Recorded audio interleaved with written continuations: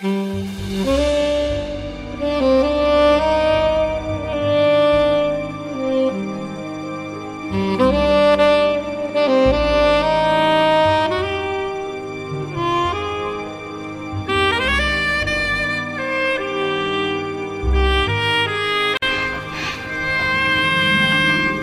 am Nathaniel P Hoot-Whistle, son.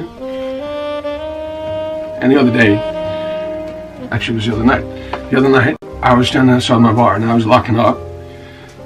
And then I suddenly started to feel strange. The world started to spin. I thought, oh God, somebody must have put something in my drink. Some nutcase thinking to do something to me. Oh God. And then I found myself collapsing to the floor, to the ground. And I was asleep. Completely gone. And then a while later, I started to feel myself waking up. Everything was wet. My clothes were all wet, but I was warm, and I felt like I was floating. I thought, oh God, what's happening to me? And I slowly opened my eyes, and I found that I was in a swimming pool. I was just floating there in a swimming pool. I looked all around, and I thought, this is strange. It wasn't like a full-size swimming pool. It was like it was in this room, and then I saw there was this TV up near the ceiling, and I thought, that's a bit strange. What's a TV doing just above a swimming pool? And then I noticed there was a speaker up near the TV, and then his voice started speaking. In his voice, he started to talk out of the speaker, and the voice said, I can't believe what you've done to my house. And I thought, oh God, I know where I am. Oh God, I'm in my neighbor's house. The neighbor's house that I decided to transform for my own entertainment. And it turns out he didn't like it. And he decided to take revenge on me.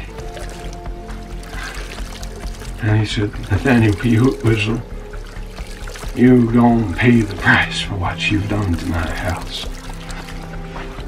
And I thought, you ungrateful son of a bitch. After I went to the trouble of changing our house, you're gonna take revenge on me for being nice. And I couldn't believe it. I couldn't believe what I was hearing. And then suddenly, this door slid open. And he told me I was free to go. I thought, well, that's not much of a revenge, son. You need to take lessons in taking revenge.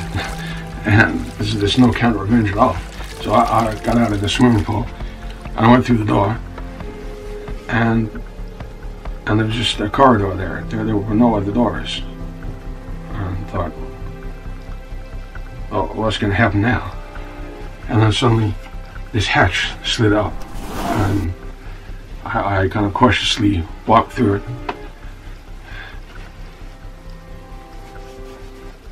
And I found myself in the dining room that had the dining table and chairs stuck to the ceiling. And I just walked in and I just looked all around, and all the windows, they'd been bricked up. And there was no way out of the room. Everything was sealed. The hatch was the only way out. So I went to make for the hatch and then it shut down. So I was trapped in this room. And then this strange kind of music started to play. It sounded like carnival music. And it started to play slowly and quietly at first. And then all these lights started to come on, all these multicolored lights. All these different colors. Reds, blues, oranges, pinks, greens.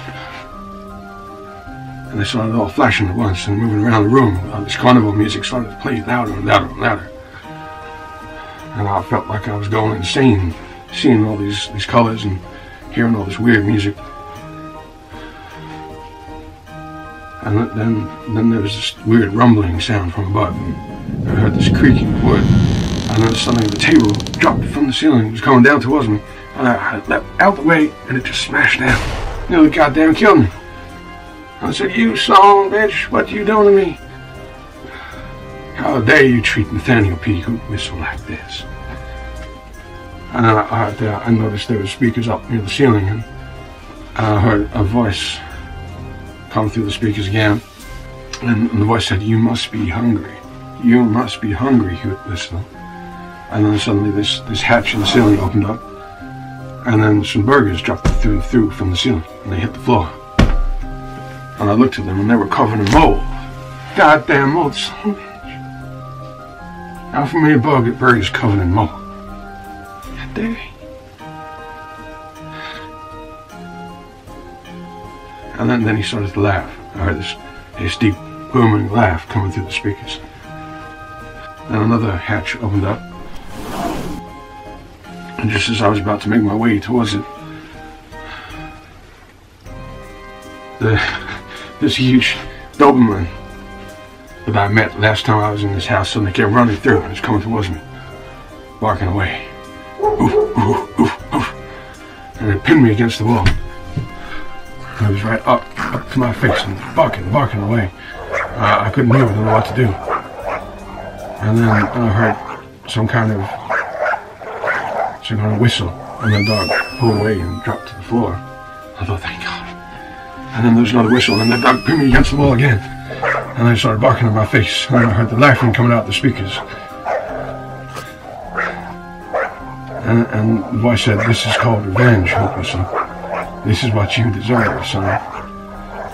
And the dog just kept barking, and I thought it was going to eat me. I thought it was going to eat my face off. And then the whistle happened again, and the dog dropped to the floor. And I thought, great. And then the whistle happened again, and I was pinned. And then the whistle happened one more time, and the dog dropped. God, son, I can't take any more of this crap. It's going to give me a heart attack. And then the dog suddenly saw the moldy burgers, and he started to eat the moldy burgers on the floor. And then I heard more laughing coming out of the speakers. And then I noticed the hatch was still open, so I just made my way to the hatch, and I just ran. I just ran, and I just slid down through the hatch, across the floor, into the next room. And the next room was some huge kitchen. And I thought, I don't remember there being a huge kitchen into this house. This room wasn't like this. When I was here changing things, the kitchen was quite small. But somehow it's this huge giant kitchen now. So this guy must have, my neighbor, he must have had some kind of huge extension built on the back of his house. I don't remember that ever happening. I don't remember any kind of construction guys coming around doing anything. They must have done it in secret at night. So he must have been planning this revenge ever since I changed his house. I didn't realize he was that intelligent to actually plan this elaborate revenge. So there I am standing in this huge kitchen. I noticed there's someone at the far side chopping something up. She's got a knife. There's a woman, and she's chopping away at the cabbage. And then she suddenly stops when she hears me. And then she said, "What are you doing here?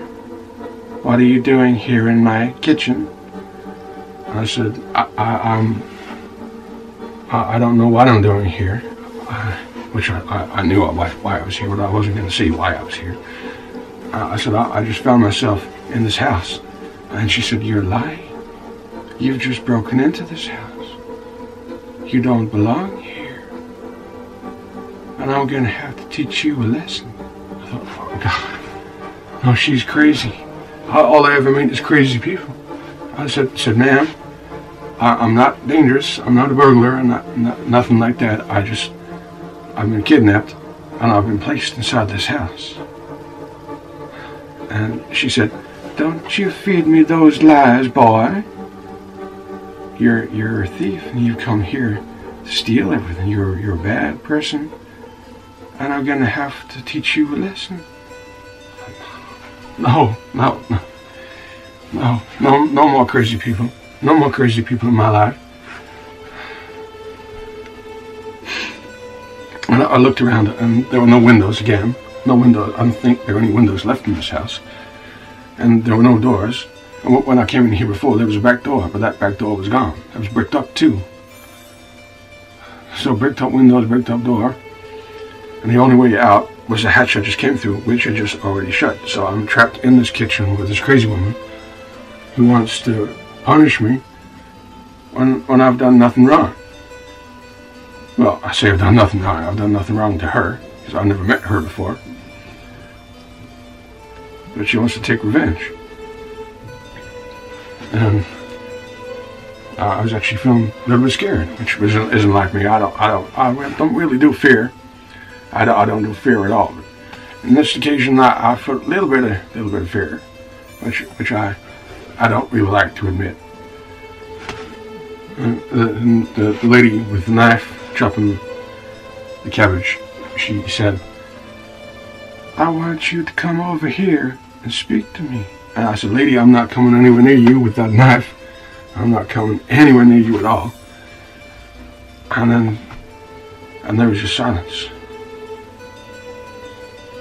I thought, well, what's going to happen now? And then she suddenly swung around and she came running towards me with a knife. And she had a knife right up like this, and she was like running towards me, and this look of insanity in her face. She looked absolutely goddamn crazy.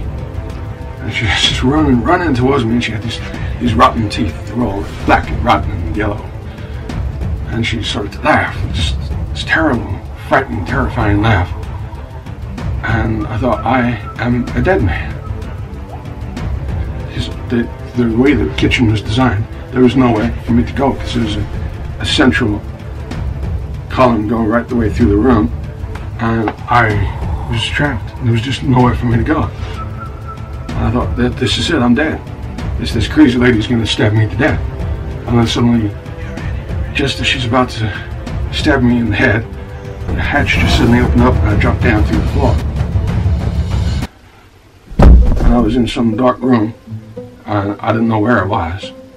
I saw her peering over me from above, laughing and laughing. And she was making a stabbing motion in the air. And she said, "I find you, I will find you. You'll never escape from me, I will find you." And then suddenly the hatch in the ceiling closed. I thought, oh my God, how am I going to escape from this situation I find myself in?